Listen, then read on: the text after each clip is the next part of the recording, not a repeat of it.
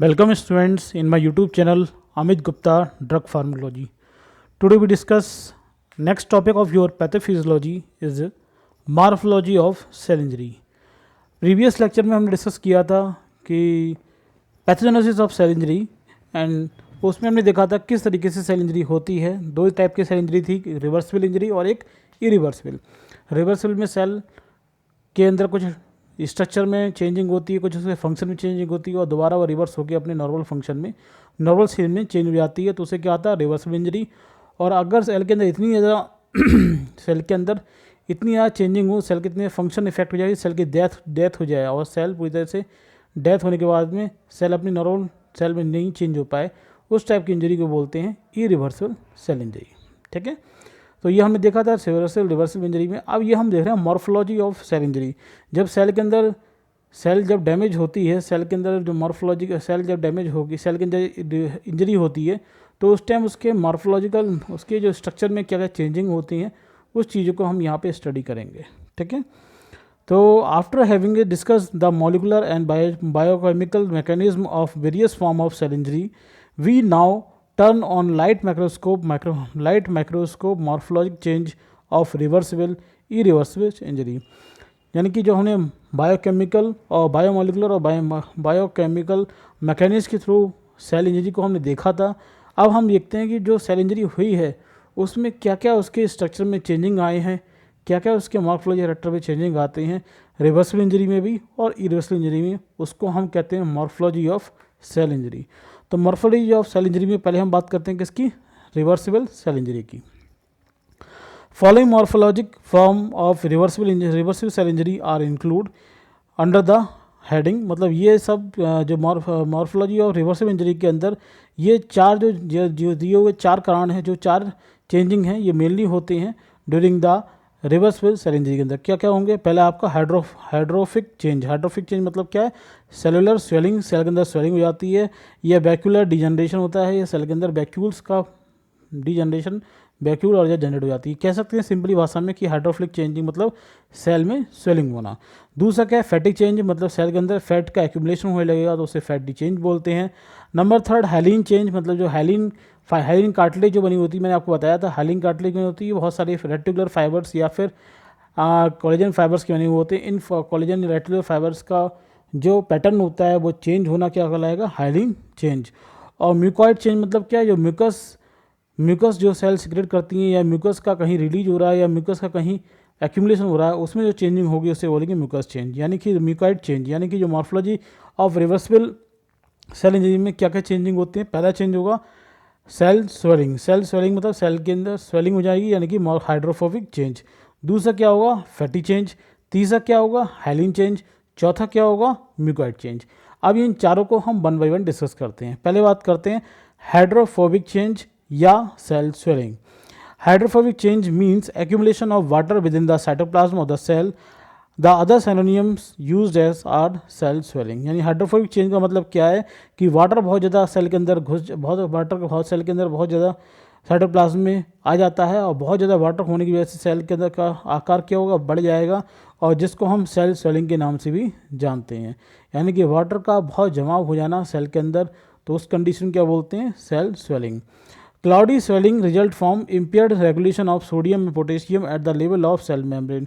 और ये स्वेलिंग जो सेल के अंदर जो स्वेलिंग हो रही है उसका कारण क्या होता है, सोडियम पोटेशियम जो रेगुलेशन पंप होता है उसका इम्पेयरमेंट हो जाना, उसका रुक जाना। उसके रुक जाने की वजह से क्या होगा कि सेल के अंदर सोडियम अमाउंट बढ़ता जाएगा और सेल के बाहर पोटेशियम अमाउंट बढ़ता जाएगा। और सेल के अंदर सोडियम अमाउंट बढ़ने की वजह से क्या होगा, आइसोटोनिक जो प्रेशर होगा वो सेल के अंदर ज़्यादा हो जाता है, जिसकी वजह से बाहर का जितना वाटर होता है वो सेल के अंदर आना शुरू कर जाता है, और हायर अमाउंट में सेल के अंदर वाटर आ जाता है। तो यही है, this result in the intercellular accumulation of sodium, जिसकी वजह से सोडियम का अमाउंट सेल के अंदर इंटरसेलुलर एक्यूमुलेशन होता है, सेल के अंदर बहुत ज़्यादा बढ़ जाएगा। और एस्केप ऑफ पोटेशियम बाहर हो जाएगी, पोटेशियम की जगह सोडियम का अमाउंट बहुत ज़्यादा सेल के अंदर बढ़ जाता है। इसकी वजह से क्या होगा, this is in turn lead to the rapid flow of water into the cell to maintain the isosmotic conditions, hence cellular swelling occurs। यानी कि जब सोडियम अमाउंट सेल के अंदर बहुत ज़्यादा होगा तो जो हाइपर ऑस्मेटिक प्रेशर की वजह से क्या होगा, वाटर का फ्लो सेल के अंदर ज़्यादा होने लगता है। आइसोऑक्सीमेटिक कंडीशन को मेंटेन करने की वजह से जो वाटर का प्रेशर सेल के अंदर ज़्यादा होने लगेगा, और सेल के अंदर ज़्यादा वाटर आता है तो उस कंडीशन की वजह से क्या होता है, सेलुलर स्वेलिंग हो जाती है। अब आते हैं फैटी चेंज। फैटी चेंज में क्या क्या होगा?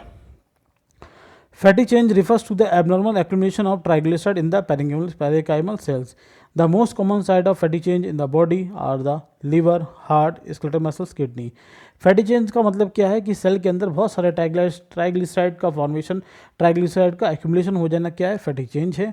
और ये फैटी चेंज मेनली जो फैटी चेंज जो सिचुएशन होती है वो मेनली कहाँ कहाँ होगी, बॉडी के लिवर में होती है, हार्ट में होती है, किडनी मसल स्केलेटल मसल्स में होगी और किडनी में होगी। इन सभी सेलों के अंदर क्या होगा, बहुत ज़्यादा अमाउंट में फैट का एक्यूमुलेशन हो जाता है, क्योंकि ये फैट जो है वो ट्राइग्लिसराइड है, उसका एनर्जी प्रोडक्शन में या और डिफरेंट मेटाबॉलिक रिएक्शन में इनका यूज़ नहीं हो पा रहा है, और वो कंटिन्यू वहाँ पर क्या होंगी, उनका एक्यूमुलेशन होता रहता है इस वजह से। और reduce apoprotein synthesis, apoprotein synthesis का कम हो जाना, reduce fatty acid oxidation, fatty acid का ऑक्सीडेशन का भी कम हो जाना, और oscillate lipolysis in the adipose and disruption of function of mitochondria or smooth endoplasmic reticulum may lead to the accumulation of fat in the liver. Similar change occur involved in the other organs.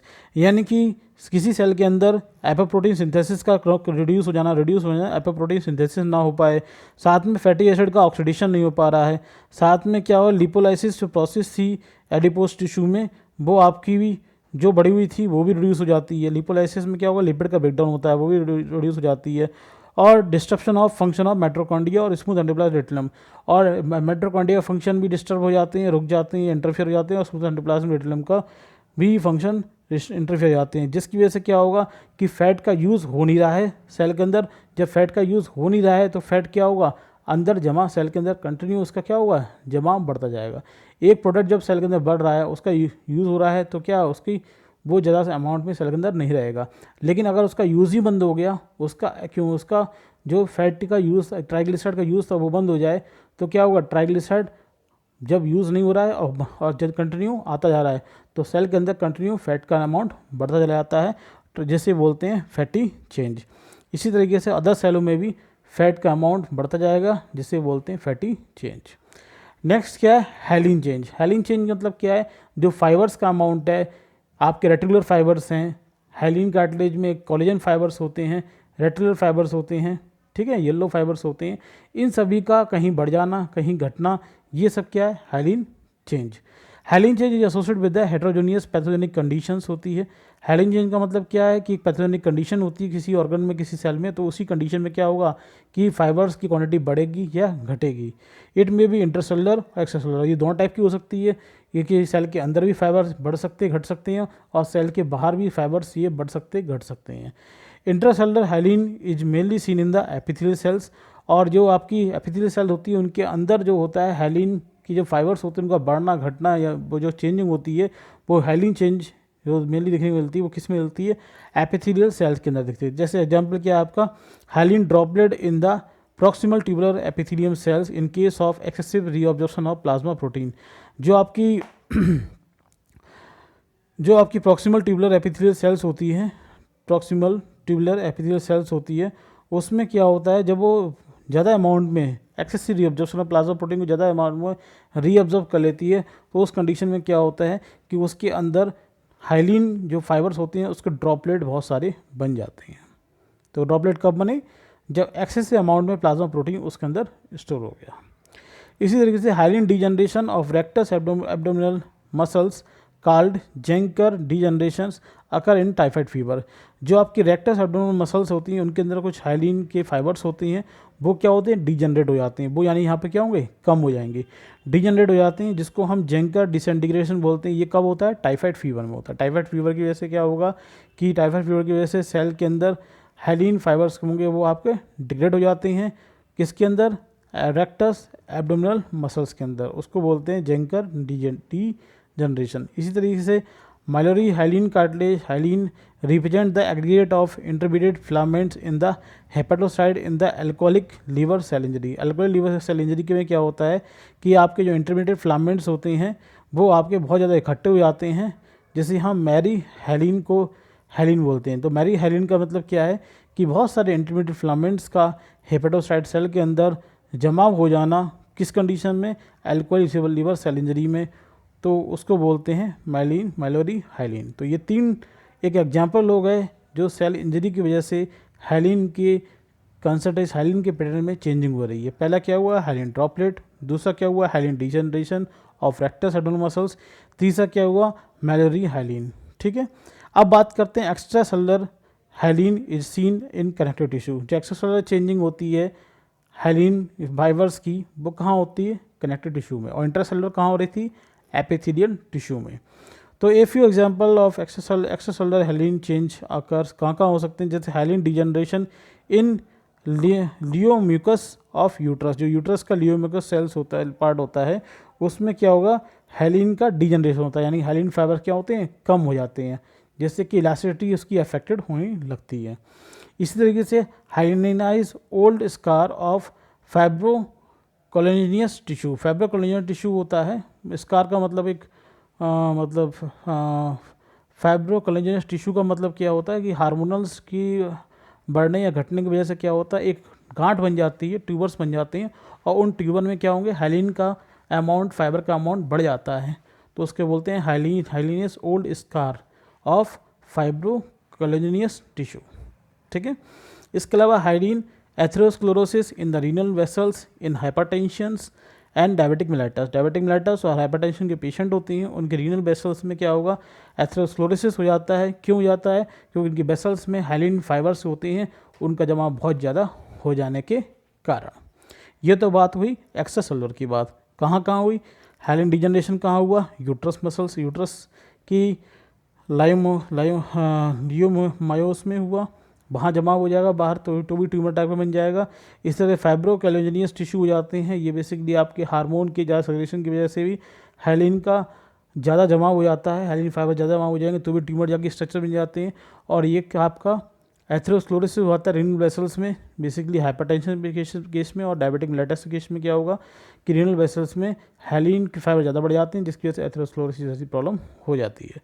अब आती है mucoid change. Mucoid change मतलब क्या, mucus secrete करने वाली sales का या mucus का जमा हो जाना या म्यूकस का कम हो जाना, क्या है, म्यूकॉइड चेंज है। Mucus secreted by mucus glands is a combination of protein complex with the mucopolysaccharides and mucin a glycoprotein, it's a chief constituents। तो यानी म्यूकस जो होता है, म्यूकस ग्लैंड सिक्रेट करती हैं, और ये कॉम्बिनेशन प्रोटीन कॉम्प्लेक्स होता है विद म्यूकोपॉलीसैकेराइड साथ में, जिसमें म्यूसिन ग्लाइकोप्रोटीन होती है, वो मेन कंटेंट होता है किसका, म्यूकस का। Mucin is normally produce by the epithelial cells of a mucus membrane and mucus glands. Normally जैसे कि एपिथेलियल सेल्स में जो म्यूकस होता है, म्यूकस मेम्ब्रेन से प्रोड्यूस होता है, और म्यूकस मेम्ब्रेन के अलावा म्यूकस ग्लैंड्स प्रोड्यूस करती हैं। जबकि कनेक्टिव टिश्यू में ये आपकी अम्बिलिकॉइड कॉर्ड होती है, वहाँ पर इसका फॉर्मेशन होगा। ठीक है, अब बात करते हैं, पहले एपिथेलियम म्यूसिन की बात करेंगे। तो एपिथेलियम म्यूसिन के कुछ एग्जांपल दे रहे हैं, जब क्या क्या एग्जांपल होंगे। फर्स्ट नंबर क्या हुआ, कैट्रल इन्फ्लामेशन ऑफ म्यूकस मेम्ब्रेन, जैसे रेस्पिरेटरी ट्रैक, एलिमेंट्री ट्रैक और यूट्रस के अंदर। कैट्रल इन्फ्लामेशन का मतलब क्या है, म्यूकस का बहुत ज़्यादा रिलीज होना। जैसे आपने देखा होगा रेस्पिरेटरी जब ट्रैक में इन्फ्लामेशन हो जाता है तो बहुत ज़्यादा म्यूकस रिलीज हो जाता है, बहुत ज़्यादा म्यूकस का सिक्रेशन होना शुरू हो जाता है। इस तरह एलिमेंट्री कारण म्यूकस का सिक्रेशन बहुत ज़्यादा शुरू हो जाए, कोई घाव हो जाए और यूट्रस के अंदर भी हो जाए, तो उस कंडीशन क्या बोलते हैं, कैट्रल इन्फ्लामेशन ऑफ म्यूकस मेम्ब्रेन, यानी कि म्यूकस का सिक्रेशन बहुत ज़्यादा बढ़ जाना।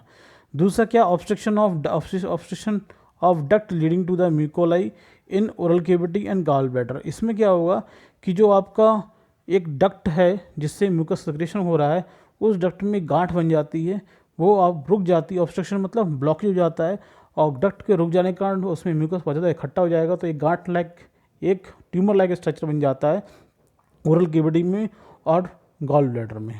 इसके अलावा cystic fibrosis of the pancreas, pancreas के अंदर भी म्यूकस का एक सिस्ट यानी कि एक गांठ फाइब्रस की फॉर्म हो जाती है, तो ये भी क्या होगा, उसमें बहुत सारा म्यूकस भरा हुआ होता है। तो ये आपके किसके हो गए, एपिथेलियल म्यूसिन के एग्जाम्पल हो गए। पहला क्या हुआ, बहुत ज़्यादा इन्फ्लामेशन होना। दूसरा क्या हुआ, डक्ट का ब्लॉक हो जाना, जिसमें म्यूकोसिल यानी म्यूकस का बहुत ज़्यादा जमाव हो जाता है, एक सिस्ट बन जाती है ओरल कैविटी में और गॉल ब्लैडर में, और सिस्टेटिक फाइब्रोसिस ऑफ द पैंक्रियास। ठीक है, इसके अलावा कनेक्टिव टिश्यू में जो म्यूसिन होता है उसके एग्जांपल हैं, उसका डिस्टर्बेंस क्या क्या होगा। If you example disturbance of connective tissue mucin as under, इसमें म्यूकॉइड या myxoid degeneration in the tumours, myxoma, neurofibroma, fibroadenoma और सॉफ्ट टिश्यू सर्कोमा। इसमें क्या होगा कि मैक्सोमा की में और न्यूरोफाइब्रोमा में, मैक्सोमा मतलब क्या है, न्यूरोफाइब्रोमा मतलब क्या है, न्यूरॉन्स के ऊपर जो न्यूरॉन सेल है उसकी सेल बॉडी में ट्यूमर बन जाना, न्यूरोफाइब्रोमा। फाइब्रोएडिमा मतलब क्या है, हार्मोनल चेंजिंग की वजह से कहीं पर आपका ट्यूमर बन जाना, सॉफ्ट टिश्यू में ट्यूमर बन जाना, सॉफ्ट टिश्यू सर्कोमा। और मैक्सोमा मतलब हाइपोथायराइडिज्म के कारण कहीं पर आपका ट्यूमर बन जाना। तो उस सभी ट्यूमर में क्या होता है, बहुत सारा आपका म्यूकस बना होगा, कनेक्टिव टिश्यू के में जो सेल्स होती हैं उसके अंदर कोई ट्यूमर हो गया, उस ट्यूमर में क्या हो गया, बहुत सारा म्यूकस भरा हुआ है, उसको एग्जाम्पल क्या है, mucus change in connective tissue. इसी तरह से myxomatous changing in the dermis in myxoedema. जो मैक्सोडिमा कंडीशन जो हाइपोथायराइडिज्म कंडीशन है, इसमें भी डर्मिस के अंदर क्या होगा, म्यूकस के चेंजिंग हो जाती है, वहाँ भी एक ट्यूमर टाइप का फॉर्म हो जाता है। और myxoid change in the synovium of ganglion और ऑन रेस्ट। गैंग्लियन जो आपकी जंक्शन होता है इस रेस्ट पर, वहाँ भी क्या होगा, मैक्सोइड चेंज, यहाँ पर क्या होगा, म्यूकस बहुत ज़्यादा जमा हो जाता है, वहाँ भी एक सिस्ट फॉर्म हो जाती है। तो इस तरीके से आपका जो चेंजिंग होती हैं, मॉर्फोलॉजिक चेंजिंग, पहले हाइड्रोफोबिक चेंजिंग यानी सेल की स्वेलिंग होगी, दूसरा क्या होगा, फैटिक चेंजिंग होगी, तीसरा क्या हुआ, हेलिन चेंज होगा, यानी हेलिन फाइबर का पैटर्न चेंज होता है, दोनों तरह से चेंज होता है। हेलिन फाइबर का मैं बताया था, पहला क्या होता है आपका एक्स्ट्रासेलुलर होगा, दूसरा क्या होगा, इंट्रासेलुलर होगा। इस तरह से म्यूकॉइड चेंज में क्या, म्यूकस मेम्ब्रेन का बहुत ज़्यादा सिक्रेशन होने लगे या फिर बहुत ज़्यादा स्टोरेज होने लगे। तो ये भी दो टाइप का होगा, एपिथेलियल म्यूसिन में होगा और कनेक्टिव टिश्यू म्यूसिन में होगा। तो इस तरीके से आज आपकी कंप्लीट हुआ क्या, मॉर्फोलॉजी ऑफ सेल इंजरी का, specially reversible cell injury वाला पार्ट। वीडियो पसंद आया हो तो लाइक कीजिएगा, कोई क्वेश्चन हो तो कमेंट बॉक्स जरूर पूछिएगा, और आपको लगता है वीडियो किसी शेयर करने पर उसके लिए हेल्पफुल हो सकता है, उसे जरूर शेयर कीजिएगा। अपने आप तक मेरे चैनल को सब्सक्राइब नहीं किया है, जरूर सब्सक्राइब कीजिएगा। नेक्स्ट वीडियो मिलेंगे, तब तक के लिए थैंक यू।